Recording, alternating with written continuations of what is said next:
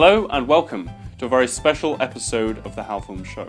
Special because today we'll be looking at our first film in the Bargain Bin Buys series. A series where I'll be going out to the local charity shops and finding only the best films. I will be selecting my purchase based on the covers alone. But I will also be uncovering why these films may have been put on the shelves of your local British Heart Foundation for a total of 99p.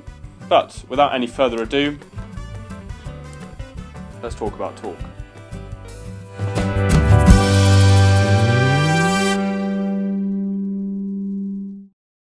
What can I even say about Talk? Talk is a unique experience in film which I don't think I'll ever re-encounter. It's amazing and completely flawed at the exact same time. I think also it's important to mention that when I was watching Talk for the first time, I was experiencing quite a severe headache and cold. I thought today would be a good day to bust out Talk. But in retrospect, I think this might have been a bad idea because Talk's intense, and I don't use that word lightly. It actually seems like a sensory overload at times in the film. And just to be clear, Talk isn't awful, but it's not good either. And I know that's quite a cliche thing to say in film reviews, but in Talk's case, I think it truly does apply. Because there are moments in this film when it really stands out and you're actually amazed with what you're seeing. The editing, for example, the editing is some of the cleanest and some of the slickest, but there are other instances when it's not. Today, I think we'll be talking about a few of those reasons. A bit of background behind the film. The director, Joseph Kahn, doesn't generally do films. In fact, Talk was the first film he ever made, and incidentally, it's also the last major studio film he's ever made. Before this, he directed some of the most well-known music videos ever. And this makes sense because Talk is shot exactly like a music video. All the stylistic choices in the film are very early 2000s MTV. He also directed Britney Spears' Toxic, and I think this is probably the best instance when you can see Talk's influences. There's a particular part with a bike when the camera does some edits that could very easily be in Talk. There's this really strange and quite sleazy edit in which the exhaust release from the back of the bike blows up a woman's dress, although of course in Talk this moment is given far more significance. Again, you'll note here that editing works really well in a music video, you know? This is what you want to be seeing. It's meant to serve as an ad for an album. That's what a music video is. So when you see the video, you go out and buy it, and something which arguably shouldn't be the case for film, unless you're directing Transformers, because let's face it, those films are nothing but over-choreographed ads. Is your car? Huh? So Talk stars Martin Henderson. He plays Carrie, a motorcycle mechanic. It's never really clear what Carrie does, but he is a biker. And this is a film about bikers. If you didn't pick that up from the cover, then that's what this film's about. He is a hell of a biker. There are moments in this film where Carrie does things that you'd be surprised if James Bond could pull off. The stunts in this film are definitely a high point, and it was actually nominated for 4 awards because of its stunts. But there's a lot of practical effects in it, which most of them are very well executed, and you can see the effort that went into them. When there is CG that's used, it's not the best. So yeah, anyways, the film follows Carrie as he flees 2 warring biker gangs. You've got one led by Henry James. Holy shit, look at that mullet. He leads a gang so metal that they take pisses together. They line up and they piss all at the same time. I mean, there's like gotta be 20 of them just pissing in a line. Is that something bikers do? I'm not a biker, I don't know. And then you've got the other gang who's led by Trey, who is played by none other than Ice Cube himself, a man who, by all means, is known for his worth as an actor. He's not. No, I can smash you right now. You and your little tricycle friends. He's in a biker gang who were so metal that they drive on both sides of the road. The film starts and Warner Brothers logo with a motorcycle sound effect over it, which is a nice touch. And then we follow Carrie as he meets up with his 2 friends, Val and Dalton. Right. Okay. Quite a nice introductory sequence, you know. It's good because it sets up, you know, obviously what the film's about. If it wasn't clear to you already, the film's about bikes. They drive past Trey, Ice Cube, whose turf they're riding over, and Carrie and his gang get surrounded by Trey's gang. And what follows is one of the most intense action sequences I think I've ever seen. We're only just into the second scene of the film, really. The cuts here are so fast-paced that sometimes it's not even clear what's happening. What is with the camera being so close to the actors? It's not as if it's like zoomed in on them. The camera's literally there. There's a point in which you can actually see the camera operator's shadow on the actor's head. Trey turns up, and before he can beat up Carrie and his gang, the cops arrive to break up the meeting. Now this scene is also the first time that it's mentioned that Carrie has been on a holiday to Thailand. This is mentioned again in the film, and it's never really given a payoff. Forward. Heard you was up in Indochina eating sushi and shit. I thought sushi came from Japan. Oh, where sushi come from? So anyways, Carrie and his gang ride off to a biker meetup, which seems to take up the entirety of the town. And that's where we're greeted with this scene.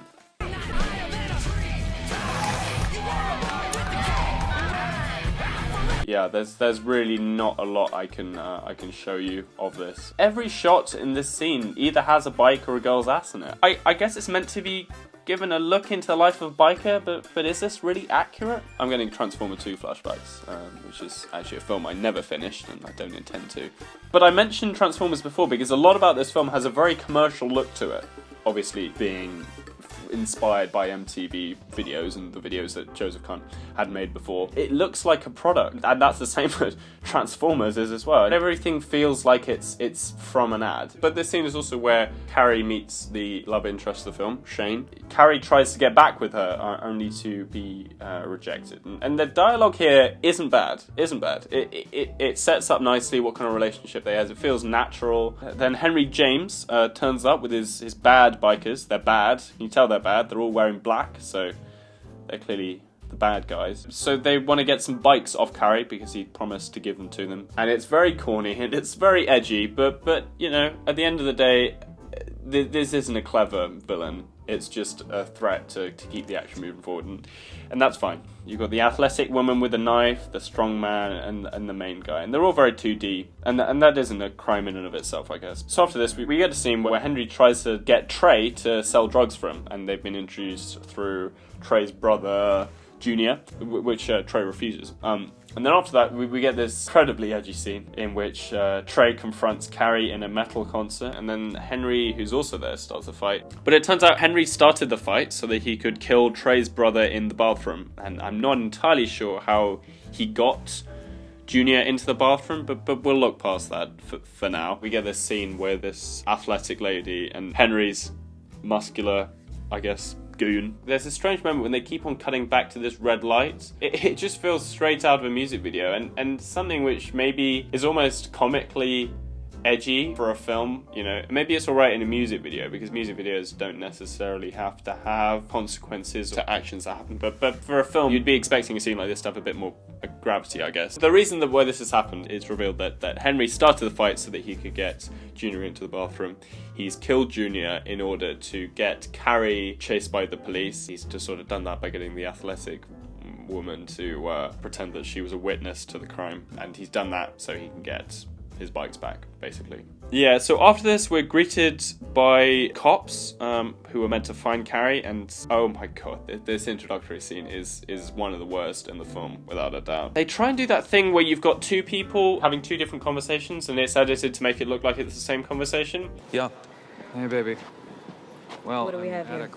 Yeah, I promise. It doesn't work here, and I'll tell you why, because the editing just doesn't line up. And the lines really don't work together, but I guess that's what you get when your writer also wrote the screenplay for Into the Blue. Yeah, this guy was crazy. He ran the Everglades. He and his crew, they were gnarly. They ate alligators, drank lead, pissed musket balls. And it made me think maybe this was accidental, but if it is, it's even worse maybe, because it comes off as an incredibly janky scene. Oh my god, is that Adam Scott? Yeah, he's awful in this.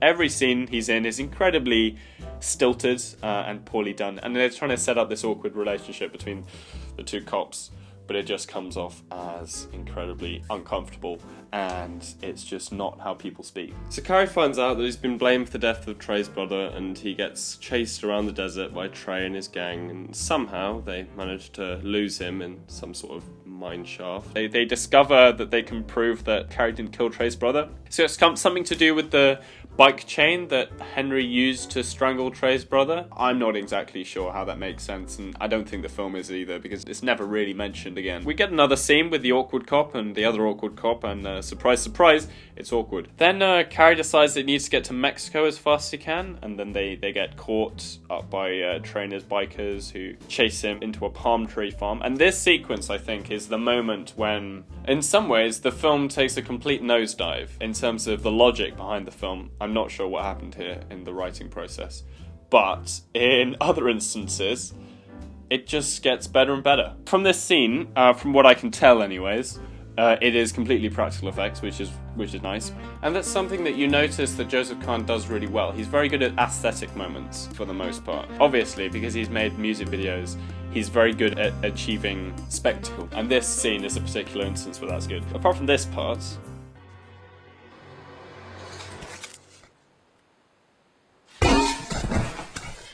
Pick on girls. What the fuck was that? But what happens next is just beautiful, and I would make some sort of joke about it. But I'm just going to read out what happens in this scene, and I think it sort of speaks for itself, to be honest. Carrie decides to lead Trey off alone out of the palm tree forest. He gets chased to this train track, and there's a sort of mining conveyor belt which Carrie jumps up onto, and then he jumps onto the train. So he's on top of the train. Then Trey follows him on top of the train. He jumps into the bit between the trains, rides along the aisles, then he jumps off the train with his bike somehow, and then Trey jumps off from the top of the train to the tracks in front of the train, so he's being chased by the train.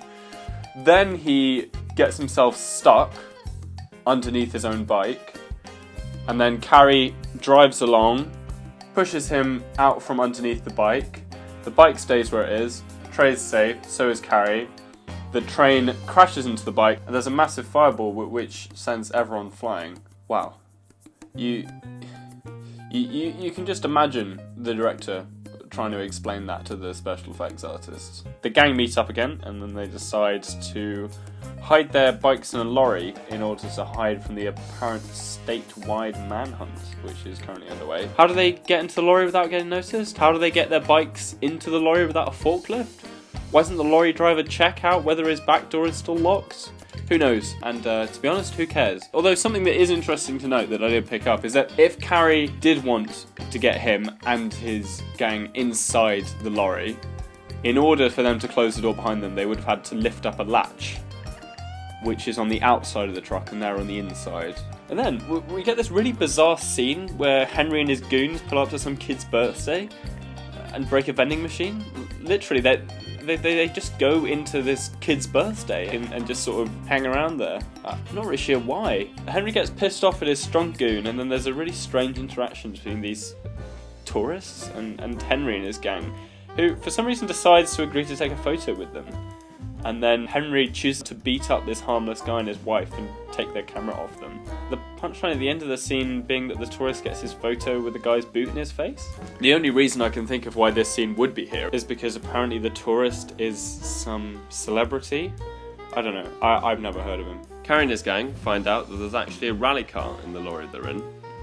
The lorry heads towards LA and is stopped by a roadblock, and I guess this manhunt is nationwide now. The two awkward cops from before pile up behind the lorry and get ready to bust down the doors. They burst open the door but realise that the lorry's filled with coolers and food boxes. And then the rally car rams through the food, followed by Val and Dalton on bikes as they fly over these cops and down the road. But again, it's right out of a music video. This would not feel at all out of place in that Nothing Breaks Like a Heart video from ages ago. I mean, slow motion, cars, guns, cops. There's a car chase, and somehow Trey and his gang show up. I'm not sure they got there, but whatever. Fuck the police! And it is one of the most intense and brainless car chases I think I've ever seen. Carrie decides it's a good idea to get out of the car, and while they're driving along the highway, jump onto one of the bikes that one of his friends is on so they can swap seats mid-drive and divert Trey while the car with Shane and Val and Dalton take care of the cops. So then Trey takes Carrie up a ramp onto the freeway while they're followed by the cops in a Hummer for God knows what reason, only for the Hummer to somehow spin out of control and land upside down onto the car which the tourists from the previous scene are in. They jump out of it. This Hummer lands on top of the sports car, completely flattens it. Somehow the cops inside it turn out to be fine, and we get this absolute gem of a line. Thank God for airbags. Shut up. Who greenlit this? Carrie, meanwhile, who's with Trey on top of the freeway, convinces him that he didn't actually kill his brother, and the two decide to team up in order to kill Henry. So they go to Shane's workshop, which is covered in the word Shane for some reason. I don't know. I mean, it's hers, yes, but do we really need the word Shane plastered over it this many times? It just looks like some maniac stalker did it. So we've got Trey and Carrie, who are at Shane's workshop, and then Val, Dalton, Shane, I can't believe I'm saying these names, are in an apartment and they get ambushed by some members of Henry's gang. And while they wait, Carrie, who's with Trey, unveils something in his garage, and lo and behold, it is the fastest motorcycle in the world. Which would lead me to believe that not only is Carrie some sort of undercover CIA operative, but that he definitely has enough money to take care of both the issues going on with Trey and with Henry. But we'll go over for that for now. The cops from before, Adam Scott and the other one, burst in, and it turns out that Adam Scott is actually working for Henry, so he pulls a gun on both of them and shoots the other agent. Now, I don't mind this twist. It works. And I wouldn't say that Adam Scott's character is a particularly strong villain, partly because he just doesn't do much, but he serves a purpose, you know. And at the end of the day, that's what most of these characters do. They're plot points, and they don't really have much more depth than that. So Henry and his gang come in, and it turns out that Carrie actually has a bomb rigged up with a trigger in his hand, so if he wanted to, he could kill all of them. It's attached to the whole garage. How did he do this in, let's face it, under a day, because he had to run away from the cops. Let's say he did that at early noon, although it looks at sunset. He gets back to his garage, wires up all his bikes with C4. How'd he get it?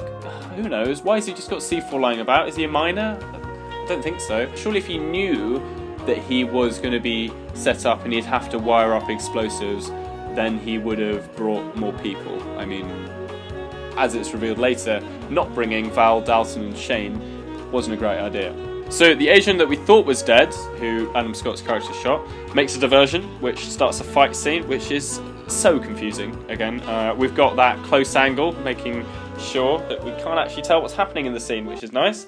And even if there wasn't a close angle, I'm sure that much of it still wouldn't make any sense. So we've got this part where there's this guy who's got Val wrapped up in a chain, and he's fighting Dalton to make sure he doesn't get hit. He moves Val in front of him with the chain so that he takes the hits instead of him. And I'm not sure how he's able to move a fully grown man at that speed, especially since he's got something around his neck. So one bad move, he could quite easily break his neck. But there's this other dude, he gets hung because there's a bike chain around his neck attached to the bike that the bike somehow gets driven so that he gets hung. And then we get this scene between the athletic woman and Shane, which is actually, you know, fairly well done. I mean, for the most part, it's fine. Although we do get this incredibly bad quote at the end. You messed with the wrong chick!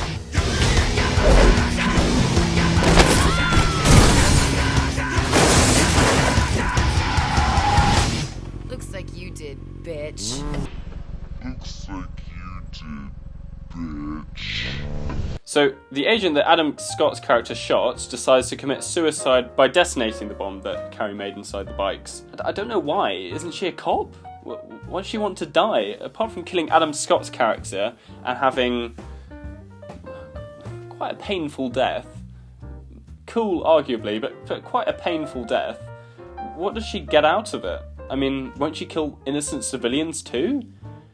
Does she know how many explosives in the garage are? He could have a fucking nuke in there. You don't know him. You were always a punk. But it doesn't matter, and nothing matters anymore, because we are now coming to the crown jewel of the film. I'm just going to have to break this down moment by moment, because there's no other way to do it. Carrie takes a bike, right? The fastest bike in the world, and chases after Henry at speeds which, let's be honest, defy all logic. We have been told that this bike has a helicopter jet engine, whatever the fuck that means, but what is this? This is ridiculous. First of all, he sets off by blasting a massive wave of heat, which literally blows the people standing around him back off their feet, accelerates to a top speed in literally under a second. He's speeding through what I assume is downtown LA in a bike which is probably faster than a Saturn V rocket, and somehow Henry is driving at the same speed as him. It doesn't make any sense why they're going at the same speed or how he actually found Henry, seeing as they had a good couple of minutes ahead of him. We also get what is perhaps one of the strangest edits in the whole sequence. Henry accelerates his bike and the camera goes inside the muscles of his thumb, through the wires leading down the engine as he presses it, through the engine, up through his body, into the skull and out the back of his head. Why is this done? First of all, what does it mean? Is the camera following the vibrations through his ass? Why are we in this guy's head? Now, obviously, I know it's in poor taste to mock a film that was made in 2004 for its poor special effects, but this is insane. This looks unbelievably shit. What's this position Henry's in? It looks exactly like a part in the music video for Toxic, where the bike does some flips and Britney Spears jumps off it and lands on the floor. Ambitious, and I guess good on them for trying, but the effect achieved is less than impressive. So Henry shoots Carrie's car and it starts leaking gasoline on the road, and then it catches fire from one of Henry's bullets and starts to create a trail of fire leading up to Carrie's bike, before he jumps off it onto Henry's bike, I guess crushing him. I mean, we don't ever see what happens to him after he lands on him. He must be dead, because the next shot is a massive explosion, which I swear the bike must have been made from C4, because it creates a fireball the size of a small skyscraper in a really populated area. And, you know, I think there's a YouTube comment I saw on a clip of this film which really summarises this scene best. There are about 10 laws of physics violated in this scene alone. So it turns out, after all that, Carrie's fine, because of course he is, and he drives off with Shane, who's found him by some miracle. Actually, no, on second thoughts, that is probably the most sensible thing in the whole sequence. I mean, how could you not notice an explosion that size? And I guess she knows her ex well enough to know that that was something that he did. It turns out that the cop who literally set off a small firebomb is alive too. Try and carry makeup too, sort of. And the gang ride off into the sunset, apparently to Mexico. You know, sometimes with films you need a completely unmatched experience. For me, Talk is that experience. A film that I don't think I've ever seen anything remotely similar to. And for that reason, it's refreshing. But it's not good. The story is bland at best. Most of the characters are incredibly 2D. A lot of the acting is very poor. Looks like you did, bitch. And the music, I haven't even talked about the music. The music's just something else.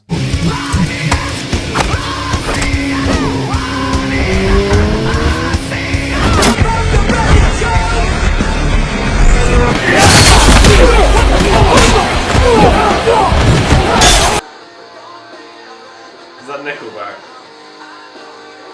Yeah, that's Nickelback. Suffice to say, Talk did not do well in the box office, grossing 46 million worldwide against a budget of 40 million. So clearly the MTV crowd and the biker crowd aren't as prominent as the producers would have hoped. Which is probably the best indication as to why Joseph Kahn is best off sticking with music videos. What is nice to see though is that Joseph Kahn's clearly got some sort of self-awareness. All you need to see to tell this is the case is the trailer for his second feature film, Detention. I just mean that it looks like Clapton's gonna ask out Ione, which makes about as much sense as that stupid movie Torque. The director clearly knows that this film was done, and I don't know if it was ever really meant to be more than that. Whether or not he's learned from his mistakes in Talk though, it's not clear. This film looks shit, but I'm sure what really matters is what has come out of this. A film which maybe didn't have such a good critical or commercial response, but no doubt he's still got a loyal following, actually being something of a cult film in some groups. So the director's gone back to directing music videos, where he clearly should have been putting his efforts, and all the cast have gone back to starring in B-movies, which no one will ever remember. I think that's okay. So that was Talk. And I think I can safely say that my headache has been made irreparably worse. First impressions, first response to it, I'd say overall, I think hectic is the word we're looking for. Hectic is, in a summary, my initial impressions. But overall, I think the question I really need to be asking myself is, was this film a bargain? Yes, without a doubt. I don't think I would ever have found a film like this any other way than by looking at a charity shop. And for the price I got for it, complete bargain. I certainly don't mind paying money for as little as 99p for a DVD like this. I got a lot out of it, and while admittedly one of those things I got was a minor migraine, this film, despite all its flaws, does achieve what it sets out to do. It entertains, and not only that, it holds your complete attention throughout. And that's because you're always unsure of what's going to happen next. Whether a car is going to fly at the back of a lorry in the middle of a freeway, or whether you're going to see Ice Cube hang a man with a motorcycle. And for that, I'm happy I found it. For this film, the rating isn't really important. An arbitrary number doesn't mean much in the context of this film, where in reality, to narrow this film down into a single number would just be unfair. And this film is so much more than that. So I'll be giving this film a strong recommend. When I'm not saying that you should go out and pay full price for it. If it's 99p, why not? That's the first review in quite a while. I hope you enjoyed it. I hope you enjoyed my review of Talk. If you are interested on seeing an arbitrary number score on this film or any other film, then you can go and follow my letterbox, which I'll put somewhere here. You can expect more of these reviews. I will certainly be planning on doing more of them in the future. Thank you for watching. That's all I've got to say for now. Goodbye.